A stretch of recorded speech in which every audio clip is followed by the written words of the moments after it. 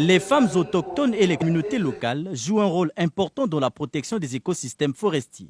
Il est donc évident de renforcer et de promouvoir leur engagement dans la conservation de la biodiversité et la résilience climatique. La problématique est au centre d'un forum sous-régional lancé officiellement ce 9 avril à Brazzaville par le ministère de la Justice, des Droits humains et de la protection des peuples autochtones. Plusieurs pays, organisations et gouvernants y prennent part et vont pendant 4 jours réfléchir sur les perspectives de cette contribution des femmes autochtones et les communautés locales de l'Afrique centrale et du bassin du Congo dans la gestion durable des forêts. Aussi, définir leurs droits en contrepartie des actions enclenchées avec l'appui des bailleurs de fonds.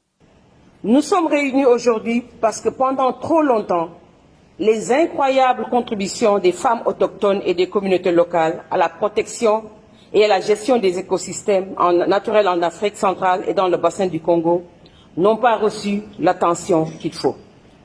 C'est aussi pour honorer, reconnaître ces contributions et la promotion de la reconnaissance de leurs droits que Repaleak et les femmes autochtones leaders d'Afrique centrale se sont associées à RRI pour organiser ce forum. Il est important de donner aux femmes la possibilité de s'exprimer et de disposer d'une plateforme mondiale pour préserver leurs propres solutions afin de protéger les problèmes urgents de la planète, mais aussi pour inciter les bailleurs de fonds et les gouvernements à donner des financements directs aux femmes pour les actions qu'elles sont en train de mener sur le terrain. Les forêts d'Afrique centrale et du bassin du Congo constituent le deuxième poumon du monde après la forêt amazonienne et abritant une biodiversité extraordinaire d'une importance cruciale pour les objectifs climatiques mondiaux. La République du Congo se distingue sur toute la ligne avec des actions qui se renforcent au fil du temps, a souligné la ministre de l'économie forestière et marraine de ce premier forum. Notre pays a initié 2 initiatives de grande portée. La convocation d'un sommet des chefs d'État et de gouvernement des 3 bassins forestiers tropicaux du monde et la décennie africaine et mondiale de la forestation et du reboisement.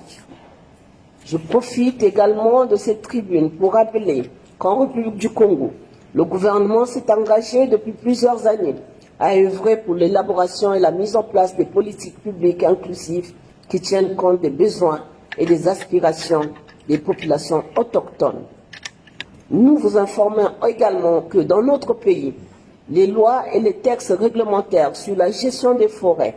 de la faune et des aires protégées sont inclusifs et sont l'expression de la volonté manifeste des pouvoirs publics congolais d'œuvrer dans une approche participative pour la gestion durable de nos ressources naturelles. Les femmes des communautés autochtones et locales sont un véritable accélérateur dans la gestion et la protection des écosystèmes naturels qui stockent la biodiversité, séquestrent le carbone, soutiennent les moyens de subsistance locaux et sauvegardent les cultures et leurs connaissances traditionnelles. Le Congo, pays hôte de ce forum, s'est doté d'un arsenal juridique pouvant rendre plus robuste leur engagement.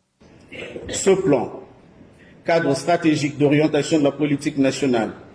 de promotion des peuples autochtones pour les 4 années à venir, prévoit plusieurs activités, entre autres la délimitation des terres et territoires des populations autochtones,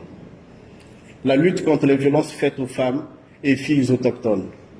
la promotion de la culture et de la pharmacopée autochtone, la réalisation du consentement libre, informé et préalable dans le cadre des projets et programmes de développement socio-économique impactant le milieu naturel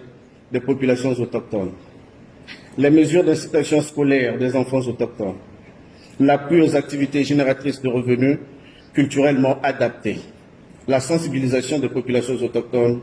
sur les changements climatiques. Ce premier forum sous-régional qui prend fin le 12 mai prochain est organisé par le réseau des populations autochtones et locales pour la gestion durable des écosystèmes forestiers d'Afrique centrale, de concert avec l'initiative Droits et ressources,